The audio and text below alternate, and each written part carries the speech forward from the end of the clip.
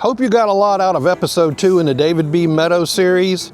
We covered a lot on that one. You're going to get a lot more content on this. In fact, we have so much content on the subjects we're discussing today, we had to break it down into 2 more episodes. So on this episode, you're going to learn about the roles he got, the way he got them, the studying he did. We're going to talk about gun safety on the set, and we're going to talk about how neuroscience fits into the craft of acting. So I'll see you in just a minute. So you had already gone to New York. No, I went right after the movie. Right after the movie. Actually, so it was ironic. I called the conservatory and I told them, and I thought that they were going to say well pass, and they were like, "Hey, no problem. You're going to learn in the industry that you right, take right. a You big put it off opportunity like that to show up a few days late, no problem, you know." And so I did, and then I literally wrapped on the movie, and then like the next day flew up to New York, and I started studying at the Michael Howard Professional Conservatory up there. Yeah. And that was it's so interesting, you know. It's one of the things again in this industry where who you surround. I mean, it's like this in life, right? But who you end up surrounding yourself by. Yeah. Pay attention to your circle. Right. That's right. It can help you, it can hurt you. Exactly. You know what I mean? Because as social creatures, we rise or fall to the level of the social group around us. That's right. And I noticed when, and he and I have talked about this, so it won't be, you know, when I was studying with Keith all the time, Keith is incredible. Yeah. He gets a lot of most of the people that come and study with him, of course, are first starting off into acting. Sure. You know, they aren't sure. And some people are going to go on and do great things, right? And some people are going to go, this isn't for me. Both are equally valuable, you know? Like if somebody takes one acting class with Keith and goes, this is not what I thought, I'm out. Good. Go do something else. That's right. Yeah, that's you learn something regardless. Exactly. And you learn the truth about this. There you go. Right? Just go do something else. Yeah. And but so there's a difference between, you know, people that decide that they want to take a 1 night a week acting class and people that say, hey, I'm going to take 2 years out of my life, move to New York, and I'm going to study 8 hours a day, 5 days a week in this craft and do this work. And so the mentality of the people that show up, you know, are a very different group, right? Yeah, they're not weekend warriors. Exactly. I mean, it's people who have made a determination in their life, you know, that this is, you know, it's that sort of a thing. So stepping up into there and having the teachers and all that sort of stuff, which I mean, Keith could have easily taught any school he possibly wants to. Yeah. But, you know, the student body is just a little bit different, right? Right. So we get in there, you know, and studying and learning with all these sort of people and seeing the professionalism that the students brought to bear was really impressive. You know, watching people, we were like, oh shit, these guys are here to do some work, right? Which was amazing. And then obviously they elevate your game 100%. like you elevate theirs when you get into that echelon. Exactly. I mean, that's what's expected of you, right? So I went up there and did that, and then I went back and I knew I wanted to go to grad school, you know. So whole other crazy thing of, you know, I eventually auditioned. I got picked up for the Virginia Stage Company, and I went over there with Mr. Chris Hanna, and a very fortuitous, crazy way that it all came across. And I met my next, you know, great mentor in acting, is Miss Julie Fischel, and just had lunch with Julie like 3 days ago, as a matter of fact. You know, and she incredibly generously took me under her wing and started to teach me and work with me. And this woman is just a saint of acting. It's just unbelievable. If anyone ever gets the chance to study with Julie, drop everything you're doing and go dedicate your time. So I went up and I auditioned, did the Michael Howard Conservatory, learned everything, and took all that sort of stuff to the next level, you know, which is again one of the things where, again, when I teach actors out in Los Angeles, it's like everybody gets it, they just want scene study. They want scene study, audition technique, and everything. And I'm like, that's like, you guys are actually just getting the bare minimum of actually what it is, because real acting is about your voice. It's about your movement. It's about, you know, your creative, you know, idea. Like these things, your scene study is really just bringing together all of these other imaginative tools into a specific role, but people just want to do the end state without actually developing the tool set, you know? So it was like one of the very first times where I really got to see that, you know? And then I graduated from there and I went out and I auditioned for grad schools. And I ended up, I chose the ones that from the actors that I loved the absolute most, and I ended up getting waitlisted for my dream school, and my number never came up. I didn't get to go, but because of that, I actually got seen by the head of another program, who's named Jade McCarty, who runs a program called the Studio of New York, which was a 9-month master style program, and they only take 8 people a year into the whole program. So I went and auditioned. I was very grateful to get accepted and everything. And again, it was like that thing, you go to the Michael Howard, it was this, and then here's these kids that are, legit, like flew in from London. Like, they're world class, and I'm sitting there. I remember the first time I'm watching people and I'm going, what the fuck am I doing here? Like, these people are good. Like, they're just like, they're good, most of them already had an MFA or something like that from one of the big, big conservatories. But anyway, so I got to go there and study and learn and just, it really, they also just changed my whole ideology of acting, of what it was about and where it comes from, Right. And it was interesting. Julie and I were actually talking about something in the past, and one of the guys actually asked, and he said, I remember Jade the very first day, he goes, what's an actor's job? And, people were like doing their answers and everything, and he goes, an actor's job is to tell the story. You are not here to be good. You're not here to be impressive. You're not here to entertain anybody. You're not here. So literally, we never, ever, ever applauded ever one time, which is weird. Like, he was like, no feedback. No feedback. Wow. It was, and at first it was direct. Like, literally, people go up and do a 30-minute scene, and then he'd go, okay, guys, have a seat. How'd that go?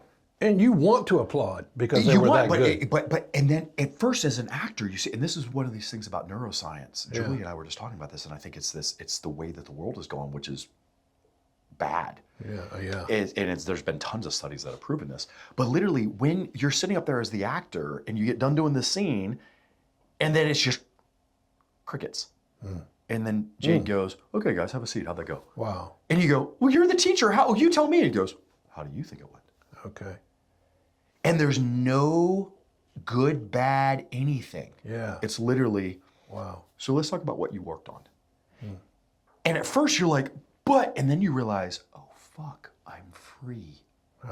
I'm not looking for external feedback of any site. It's just about you and I doing the scene. Not acceptance, not anything. Nothing. It's all just, what are we doing? Yeah.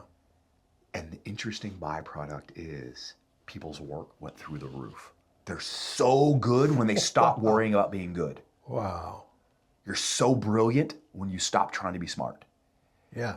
You're so talented when you don't give a fuck what other people think. Well, free. Exactly. That's it. That is the word. And it was like one of the very first times that I ever saw that. Yeah.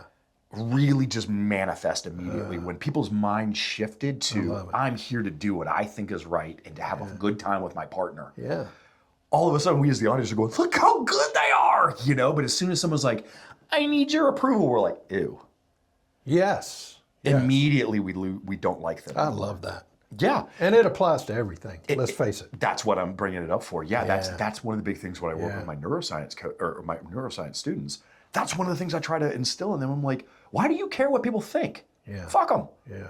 What do you think? Right. Yeah. And they're like, well, but yeah. No. Like, no. What do you think? I like what do you want? And it's that empowerment, right? Yeah. Of the self-ownership. Yeah. Anyway, so I did that. I love that. Then I went over and I got an offer to go over with the Prague Shakespeare Company and Yeah. actually just go study Shakespeare for a long period of time and tour around Europe, performing and teaching and doing all sorts of things over there. And that was, absolutely incredible. And again, we had people from Japan and Australia. It was a joint global Shakespeare company that we all came together, so it was an incredible opportunity to get to learn for people. And then I moved out to Los Angeles. Yeah. Started working, and one of the very first things I realized was that if you want to actually create a career in the industry as an actor, you cannot just be an actor. Right. So you diversified. You have to. The most powerful thing in the world is, again, kind of like what we were talking about, do the work. Create your own opportunities. And the amount of times that I've seen actors now that have been out in Los Angeles for 5, 10, 15, 20, or whatever, right? That are sitting there going, I can't get anywhere. I just aren't getting opportunities. I'm like, what opportunities are you creating for yourself? There you go. Are you partnered with writers? Are you partnering up with directors? Are you Yeah. partnering with producers? Like, what are you Yeah, doing? what kind of connections are you establishing? Who's your community? Yeah. Because if your community is just a bunch of out of work, sad, depressed actors, guess what you're going to be? Yeah. But if your community is sitting there, and mind you, it's also a thing where a lot of people don't get this. What are you bringing to the table? Yeah. I've had so many people that, for our production company that we have going on out in, for Casadelic Pictures out in Los Angeles, people will come to us all the time and be like, oh, I love what you guys are doing. I want to get on board. I want to get on board. I want to get on board. I'm like, and it's not even a dickhead thing. I'm like, cool, but what are you bringing? Because all of us are here because it's mutual growth for everybody. Like, everyone's bringing a skill set and a way to help everybody else. They're sitting there saying, hey, Jimmy, I'm not looking for you to do for me. I'm looking to do for you. And then maybe we can help each other. That's right. And then everybody rises, right? That's right. But when people are just looking to get, they wonder why they get left out. Yeah. Because it's so hard. Like, it's so unbelievably hard. It's like, if you're on a boat, you better be fucking rowing. Yeah. Right? And not just looking for a ride. And so we what? So I wanted to talk about, for those of you who you probably seen him in things and you just weren't familiar with his backstory or whatever. Let's talk about some of the projects that you've done. Now we'll start. What was 2011, and we first met on it was Unavailable or Two of Hearts for the 48-hour film project with Grandmaster Ernie. Yeah, with Grandmaster Ernie, and then Unavailable, of course, and then you and I did one with Anna Sosa for Tom White. What? Yeah. What? The Silence in Between. The Silence in Between. And you were it was your dream role at that point, because you and I having coffee one time, and you said, I've got this character in my mind. He's a kidnapper. He's on the phone with the people, like sort of a hostage situation or a ransom situation, and you were into that character, and I'm like, you need to find whoever's going to do that for you, because you were just talking and it came out.